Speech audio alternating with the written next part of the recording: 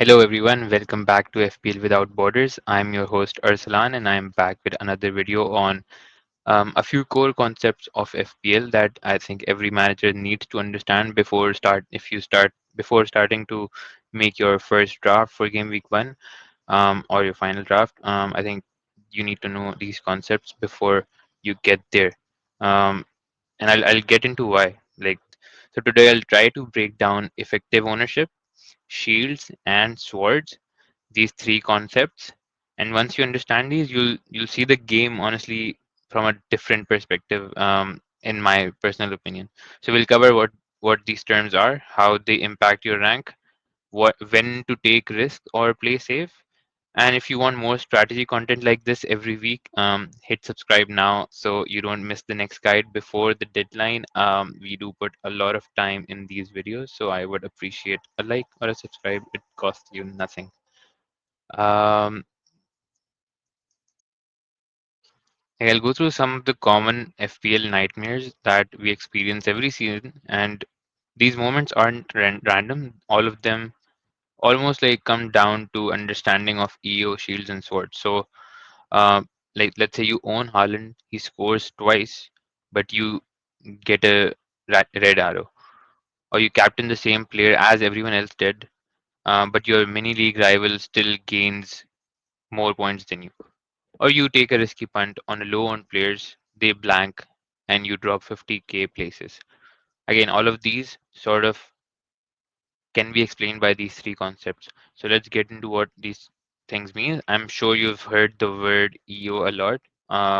EO basically means effective ownership, which is a number that comes up if you add the ownership percentage of a player, the captaincy percentage of the player. So what percent of the FPL managers have captained him, or what percentage of the FPL managers around your rank have captained him, plus what percentage have triple captained him.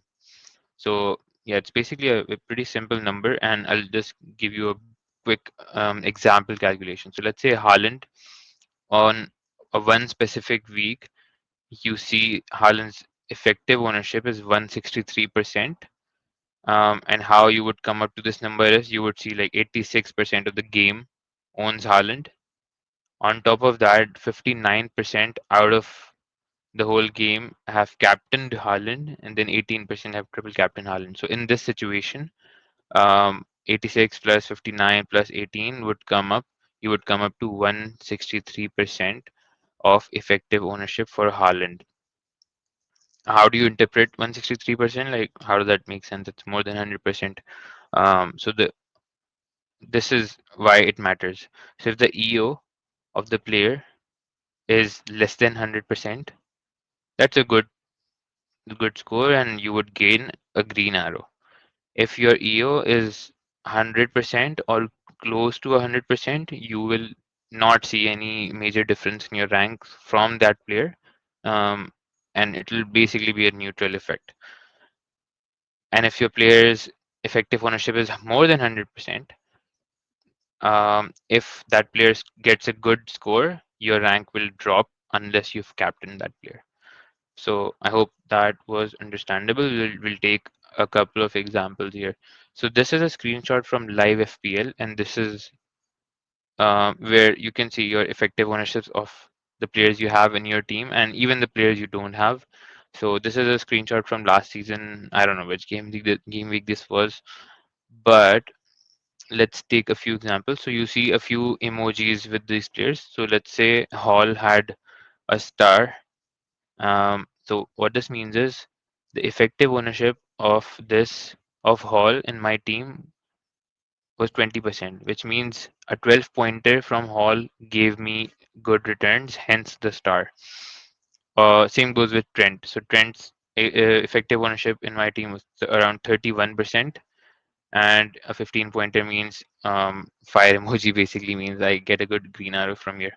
But if you see Palmer, so Palmer, there's a spy emoji here on live FPL, which basically means his effective ownership is more than 100%. You can see it's 105% or 108%.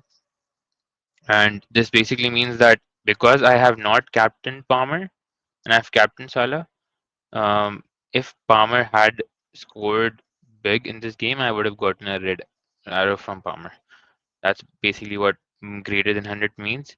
And in case of Salah, the effective ownership is 186%, and I've captained him. So his score would give me good returns, but because it's 186%, which is close to 100%, like 200%, um, I don't get a lot of gains because you see the sleeping emojis means it's kind of has a neutral effect, not a massive impact. That's how effective ownership is interpreted. I hope that was helpful. And if you have any questions, feel free to comment and I will be happy to answer back. So at the end, it comes down to three things. What is your FPL strategy? What is the goal that you have at that point in time? So I'm not talking about game week one. This is like at any point throughout the season, you could have different goals. You at the end of the season, you might want to hold rank and you are already on a good rank, or you might want to chase your mini league leader, or you might just be chasing very good score in one specific week. Maybe you had a competition or an FPL challenge, whatever, doesn't matter. But it comes down to three main goals. So you're either chasing an overall rank. So for example, you have top 5K in mind, or you have top 10K in mind. So that's chasing an overall rank. And for that, you basically take this approach. So you use swords, low ownership, low effective ownership captains. Um, so if your goal is to chase in overall rank, you use swords. This is a concept I'll explain in the next slide, but the idea is to use swords and to make low EO captains, which means like if the whole world is captaining Salah, captain someone else, like Captain Solanke, Captain Palmer, Captain whoever else you think would score the most amount of points, but has lower EO compared to Salah, for example. That's the approach, that's the action you'll take, but that obviously comes with a risk. Um, the potential upside is high, but also the risk is if Salah, in this case, scores big, and if your low effective ownership player that you captain scores less, then obviously you will see a huge red arrow. An example was last season. There were a few weeks where it was a Salah versus Palmer captaincy battle.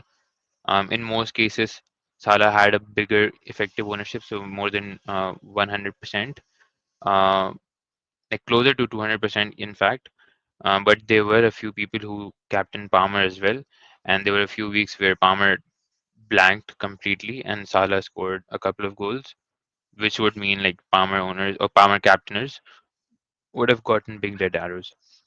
So if you're number two, if your goal is to hold rank here, um, it's pretty simple. So you match high EO captains, which basically means if everyone's captaining Salah, you captain Salah. If everyone's captaining Haaland, you captain Haaland.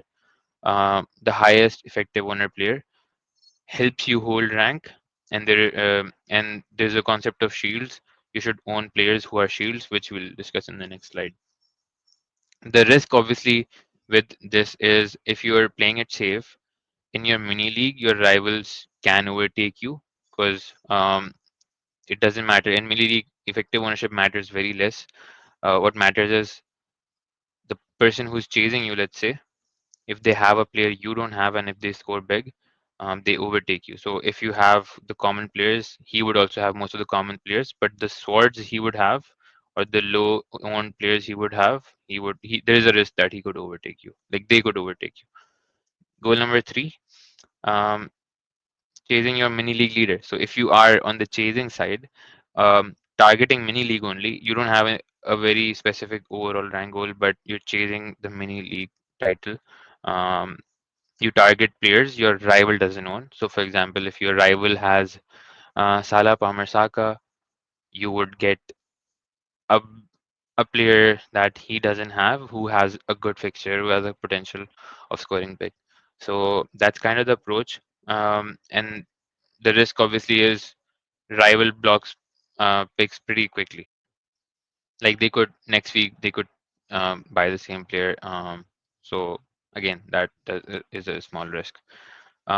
Next slide. Let's now understand what the concept of shields are, and it's basically pretty simple. High ownership picks that protect your rank. So your Salas, your Palmers, your Sakas, consistent, safe, widely owned. They won't rocket up your rank on the table, but they will stop you from falling when they hold. So they're shields. They hold your rank. They help protect your rank. Um, that's the concept of a shield. And the second concept I wanted to discuss, the last concept actually. So first we discussed EO, then we discussed shields, and now swords. So swords are basically low ownership picks that help you cut through the ranks when they deliver. So this season, I think, like again, there are so many squad options. A couple of top picks I just thought of were Bowen, Foden, and Gakpo. Doesn't mean I'm going for them for game week one, but they're low owned picks that have the potential of high upside, right? Everyone's going for Salah and Wirtz. If Gakpo performs well, he will be low owned, and you will see bigger rank gains than people who own Salah when 80% of the game also owns Salah. So that's the concept of swords. Nothing rocket science, but what's now important is to have the perfect balance. So if you have too many shields in your team, you it will be very difficult for you to climb ranks. And if you have too many swords, your team is vulnerable for big drops. So if yeah, I think that's pretty straightforward now. Too many shields, no climb. Too many swords, big drop. Um, and so how does that sort of come into the game week one strategy for the next season that's coming up over the weekend? I think in an ideal team, you should try to have a good balance of 6 to 7 shields and 3 to 4 swords. This, I think, is a good balance between players who would protect your rank and players who will help you sort of cut through the the the ranks and the mini leagues. Example shields would be again Salah, Palmer, Murillo, Saka this season. And then a couple of swords, I believe, like low on players I haven't seen in many drafts on Twitter yet. Bruno, Foden, Solanke, Bowen, Marmoush. These would be your swords. And so, yeah, that's just a suggested template. There's no rocket science here. I think the perfect team would have a perfect balance between swords and shields, and that's obviously up to your interpretation as well. Overall speaking, mini league versus overall rank, what's your goal? So effective ownership is more relevant for overall rank. Effective ownership is more relevant for overall rank than mini league. And like mini leagues have their own ownership patterns. Like if you're chasing a rival, ignore global EO and focus on who they don't have. That's kind of the story on the on the yellow box that you see. That's the strategy.